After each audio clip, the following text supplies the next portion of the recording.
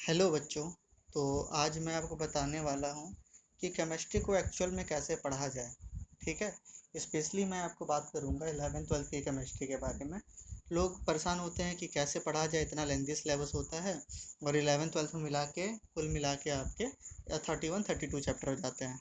और इसके बाद जस्ट आपका शुरू हो जाता है लाइफ में। क्या लाइफ में स्टार्ट हो जाता है आपके केमिस्ट्री का झोल। ठीक है।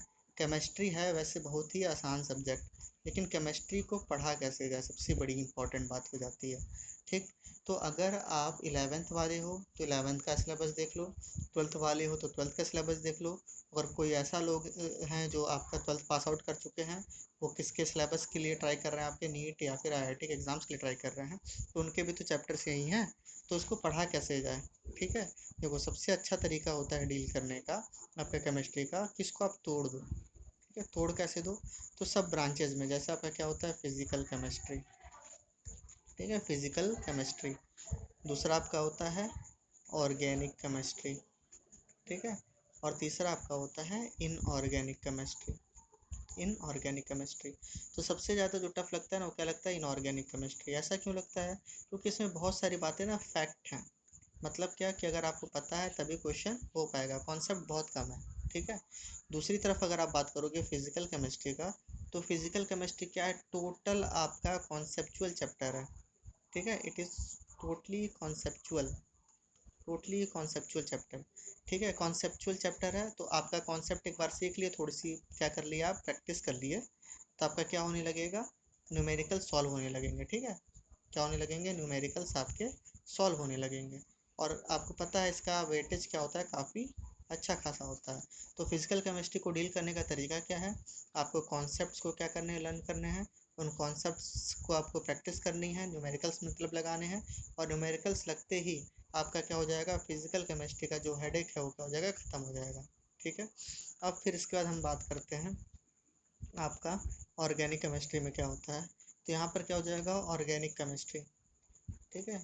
ऑर्गेनिक केमिस्ट्री चैप्टर भी मैं बताऊंगा कौन कौन से आएंगे, लेकिन ऑर्गेनिक केमिस्ट्री आप तो इतना पता होगा कि इसमें आपका किसकी बात होगी, कंपाउंड्स ऑफ कार्बन की बात होगी। ठीक है। कंपाउंड्स ऑफ कार्बन की बात होगी। आपने 10th में पढ़ के आए होगे कि जो कार्बन के कंपाउंड्स है वो क्या होते हैं, काफ़ी ज़्यादा अमाउंट में है, तो इसलिए इसका पूरा ब्रांच ही आपका है ऑर्गेनिक केमिस्ट्री। ठीक है। तो कंपाउंड ऑफ कार्बन की बात होती है इसमें। तो इसमें है क्या आपका, तो सबसे पहले आपको बेसिक नेचर ऑफ कार्बन समझ में आना चाहिए। ठीक है। तो बेसिक नेचर ऑफ कार्बन का क्या मतलब है कि ये कैसा एलिमेंट है। ठीक है। और ये कैसे तरीके के कंपाउंड्स को जनरेट करता है। ठीक है। कैसे तरीके के कंपाउंड को जनरेट करता है, तो आपको पता होगा इसके जो मैक्सिमम कंपाउंड है वो कैसे होते हैं, आपके कोवैलेंट कंपाउंड्स होते हैं। ठीक है। कोवैलेंट कंपाउंड्स होते हैं। तो कोवैलेंट कंपाउंड्स की क्या क्या कैरेक्टरिस्टिक्स हैं। ठीक है। क्या क्या कैरेक्टरिस्टिक्स हैं। तो इस चैप्टर में क्या हो जाएगा, आपका कॉन्सेप्ट सीखना है। इस चैप्टर में क्या है, कॉन्सेप्ट होगा, कॉन्सेप्ट होगा, कुछ फैक्ट भी होंगे। और इन दोनों को मिला के आपका क्या हो जाता है, एक अच्छे लेवल का क्वेश्चन क्या हो जाता है, प्रिपेयर हो जाता है। तो इस चैप्टर में आपको क्या करना है, कॉन्सेप्ट सीखना है और फैक्ट याद रखना है। यानी इसमें सीखना भी है और याद भी रखना है। ठीक है। तो ये बेसिकली आपका क्या हो जाएगा, जैसे फिजिकल केमिस्ट्री में बात किए थे तो उसमें क्या था, सिर्फ और सिर्फ आपको कॉन्सेप्ट सीखने थे, उसका प्रैक्टिस करनी थी। इसमें क्या है, कॉन्सेप्ट सीखने साथ में फैक्ट भी याद रखना है। ठीक है। डिटेल में हम आएंगे कि फैक्ट मतलब क्या हो गया, फैक्ट का मतलब जैसे वो चीज़ है तो वैसे ही है। ठीक है। या फिर जिसको आप क्या बोलते हो, एक्सेप्शन बोल देते हो। तो एक्सेप्शन क्यों हुआ, क्योंकि वो कॉन्सेप्ट से हट के चीज़ें जा रही थी। ठीक है। तो उसको हम लोग बोलेंगे कि फैक्ट है। फिर इसके बाद आपका जाता है इनऑर्गेनिक केमिस्ट्री में। तो इनऑर्गेनिक केमिस्ट्री में देखो, सबसे इम्पॉर्टेंट चीज़ क्या है इनऑर्गेनिक केमिस्ट्री की, in organic chemistry, inorganic chemistry की सबसे बढ़िया चीज़ ये है कि आपको इसमें सबसे अच्छा कमांड किस में होना चाहिए, पीरियोडिक टेबल का होना चाहिए। ठीक है। पीरियोडिक टेबल का होना चाहिए। तो जो 11th में है वो पीरियोडिक टेबल अच्छे से पढ़ना। ठीक है। जो 12th वाले हैं पीरियोडिक टेबल एक बार रिवाइज कर लेना। जो 12th प्लस वाले हैं उनको पता ही होगा कि कैसे पीरियोडिक टेबल बहुत इंपॉर्टेंट है इनऑर्गेनिक केमिस्ट्री में, क्योंकि इसमें क्या होता है कि इनऑर्गेनिक केमिस्ट्री में आप जनरली क्या पढ़ते हो, एस ब्लॉक के एलिमेंट, पी ब्लॉक के एलिमेंट, डी ब्लॉक के एलिमेंट, एफ ब्लॉक के एलिमेंट, ये पूरा इनऑर्गेनिक केमिस्ट्री है आपका। ठीक है। इसके अलावा भी कुछ चैप्टर्स हैं जिसमें क्या हो जाएगा, आपका जो कॉन्सेप्ट उठ के आता है वो बेसिकली 2 चैप्टर से उठ के आता है। एक आपका पीरियोडिक टेबल और दूसरा आपका केमिकल बॉन्डिंग। तो ये 2 चैप्टर पे कमांड होना बहुत ही अच्छा होना चाहिए, ठीक है, इनऑर्गेनिक केमिस्ट्री के कॉन्सेप्चुअल क्वेश्चन से डील करने के लिए। लेकिन इसमें बहुत सारी बातें क्या होती हैं, फैक्ट होता है, ठीक है, बहुत सारी बातें फैक्ट होती हैं। तो यानी क्या हो गया, फिजिकल केमिस्ट्री में आपका कॉन्सेप्ट है, ठीक है, ऑर्गेनिक केमिस्ट्री में कॉन्सेप्ट प्लस फैक्ट है। इसमें थोड़ा सा फैक्ट क्या हो जाता है, कॉन्सेप्ट से ज़्यादा होने लगता है, ठीक है। और कॉन्सेप्ट भी ऐसा है कि जो आप 11th-12th में पढ़े होगे ना, ठीक, अगर मतलब वो भी बता दिया मैंने कि पीरियोडिक टेबल और आपका केमिकल बॉन्डिंग, अगर ये चैप्टर आपने अच्छे से किया होगा तो इसमें आपको दिक्कत आएगी ही नहीं, ठीक है। अब इसके अलावा मैं आपको क्या कर देता हूँ, थोड़ा सा डिस्क्राइब कर देता हूँ कि कैसे आपको पढ़ना है। तो यहाँ पे देखो, अगर 11th वाले हो तो 11th में आपका, ठीक है, मैं उन मेजर चैप्टर्स की बात कर रहा हूँ जिसको अगर आप अच्छे से सीखते हो तो आपके कॉम्पिटिटिव एग्जाम्स क्या हो जाएंगे, बहुत ही अच्छे से जाएंगे, ठीक है। तो सबसे पहले आपका होना चाहिए एटॉमिक स्ट्रक्चर, ठीक है। चैप्टर बहुत ही उम्दा चैप्टर है, बहुत ही बेसिक चैप्टर, और इसको आपको बहुत अच्छे से आना चाहिए।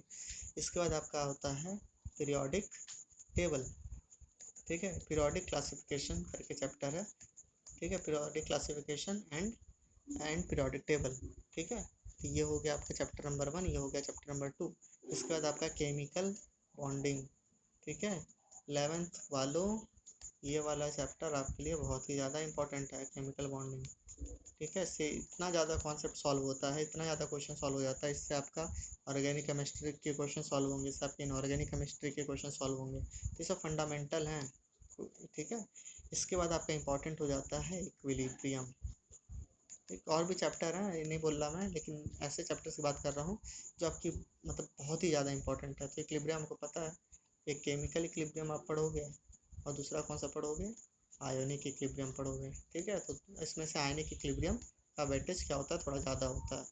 फिर इसके बाद आपका चैप्टर है केमिकल थर्मोडायनेमिक्स। ऑल्दो आपको बस क्या मिलेगा, थर्मोडायनेमिक्स लिखा हुआ मिलेगा, लेकिन वो है क्या, आपका केमिकल थर्मोडायनेमिक्स है, मतलब रिएक्शंस में आपकी थर्मोकेमिस्ट्री का क्या मतलब है, ठीक है। इसके बाद आपका 11th में सबसे ज़्यादा इंपॉर्टेंट हो जाता है, इसके बाद आपका इंपॉर्टेंट हो जाता है GOC, ठीक है। अब ये GOC क्या है, ये GOC होता है जनरल ऑर्गेनिक केमिस्ट्री, ठीक है। अब ये जनरल ऑर्गेनिक केमिस्ट्री पे जिसका पकड़ अच्छा बन गया, ठीक है, तो वो क्वेश्चन आपसे पूछता है कौन सा मेजर प्रोडक्ट होगा, कौन सा माइनर प्रोडक्ट होगा, ठीक, कौन सा स्टेबिलिटी ज़्यादा होगी, किसकी स्टेबिलिटी कम होगी, ये सारा कुछ आपका मतलब 12th, अगर आपको ऑर्गेनिक केमिस्ट्री पे कमांड बनाना है तो GOC क्या होना चाहिए, एकदम पकड़ के आना चाहिए, ठीक है। तो ये 11th के आपके ऐसे चैप्टर्स थे जिस पे आपका कमांड क्या होना चाहिए, अच्छा होना चाहिए। हाँ, एक और चैप्टर है आपका जो कि आपका होता है ऑक्सीडेशन स्टेट, ठीक है, ऑक्सीडेशन स्टेट। तो ऑक्सीडेशन स्टेट को कहीं ना कहीं हम लोग केमिकल बॉन्डिंग में ही इंक्लूड कर लेंगे, ठीक है। मतलब केमिकल बॉन्डिंग के बिना ये चैप्टर क्या अधूरा है, एक छोटा सा चैप्टर है जिसको आप केमिकल बॉन्डिंग में ही क्या कर सकते हो, कवर कर सकते हो उसके साथ ही, ऑल्दो आपका एक अलग से चैप्टर ये पूरा बनाया गया है, ठीक है। तो ये थे 11th के इंपॉर्टेंट चैप्टर्स। अब 12th के इंपॉर्टेंट चैप्टर्स की बात करते हैं कि आपका जो 12th वाले हैं उनको किस पे गौर करना चाहिए। तो देखो भैया, तुम्हारा फिजिकल जो पहला चैप्टर है सॉलिड स्टेट, ठीक है, दूसरा चैप्टर आपका कौन सा है, इलेक्ट्रोकेमिस्ट्री, ठीक, और जो तीसरा चैप्टर है आपका वो है सॉरी, दूसरा चैप्टर सोल्यूशन था, तो सोल्यूशन, ठीक है। फिर उसका इलेक्ट्रोकेमिस्ट्री आता है, और चौथा चैप्टर है आपका केमिकल काइनेटिक्स। ये जो चैप्टर है ना, ये आपके केमिस्ट्री के कॉम्पिटिटिव एग्जाम्स की जान है, पूरा फिजिकल केमिस्ट्री आपका इसी पर टिका हुआ है, ठीक है। तो ये हो गया आपके 12th के ये 4 चैप्टर जो आपके बोर्ड्स में भी और कॉम्पिटिटिव एग्जाम्स की क्या होते हैं, जान होते हैं, ठीक। फिर इसके बाद आपकी बात करते हैं कि अगर आपको किस में डील करना होगा, इनऑर्गेनिक में डील करना होगा 12th में, ठीक है, किस पे आप ज़्यादा फोकस करोगे, तो इनऑर्गेनिक में आपको ज़्यादा अच्छे से पढ़ना हो पड़ेगा कोऑर्डिनेशन कंपाउंड, ठीक है। और इसके साथ में आपको जोड़ देता हूँ D and F block element, ठीक है। P ब्लॉक भी इंपॉर्टेंस है, लेकिन ये चैप्टर एक दूसरे के क्या हैं, कह सकते हो कॉम्प्लीमेंट है। डी ब्लॉक एलिमेंट्स को अगर आप समझ गए कि इनकी प्रॉपर्टीज़ कैसी होती है तो कोऑर्डिनेशन कंपाउंड को समझने में ज़्यादा आपको दिक्कत नहीं आएगी, ठीक है। इसके अलावा भी आपका है बायो मॉलिक्यूल्स, ऑल्दो इसमें क्या होता है, कार्बन के कंपाउंड्स होते हैं मेनली, ठीक है, लेकिन इसको आप ऐसे रख सकते हो, मतलब इनऑर्गेनिक प्लस ये, और आपका होता है पॉलीमर, ठीक है। ये दोनों चैप्टर क्या है, टोटल रटन टू चैप्टर है, मतलब फैक्चुअल बेस्ड है। फैक्ट अगर आपको पता है तभी क्या कर पाओगे, सॉल्व कर पाओगे, ठीक है।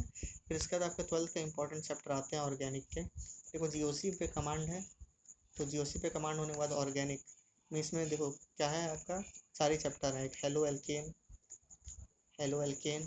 And hello arene and hello arene, ठीक है। दूसरा आपका होता है यहाँ पर alcohol phenol and ether, alcohol phenol and ether, ठीक है।